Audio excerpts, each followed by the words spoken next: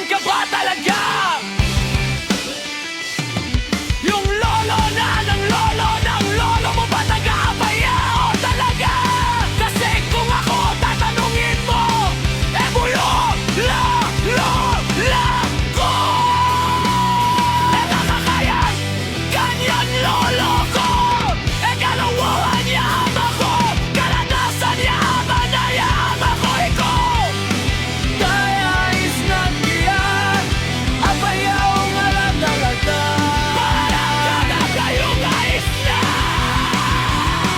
sisisa, layap buon tada sisisa. Yan ang kayatan tada kaya huwag niyo pabayaan na pag-away-awayin tayo. Mga ganin na taong dahil bandang huli, pagtatawanan lang tayo. Huwag nating hayaan, huwag nating hayaan. Isnag ako. Huwag nating hayaan, huwag nating hayaan. Katugawan muna, hindi ang pera mo. Bagamat kami man ay mangmang at kulang sa pinag-aralan, huwag nating hayaan na wasakin nila ang rebo ng yan na islam. Dahil pag nawasak tayo, tatapakan lang nila tayo parang basahan. Paglalaruan lang nila ang buhay natin, gagamitin lang nila tayo. Pero hindi mangyayari yan. Kasi isnag ako, may prinsipyo ako.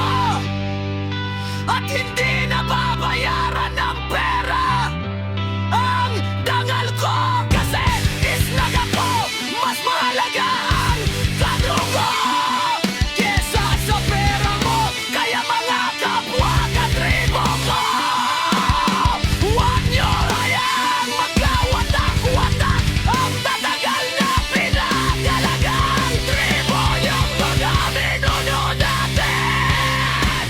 Huwag nating hayaan na sirain tayo ng mga ganin sa pwesto gamit ang salapi nila. Sinasagya nila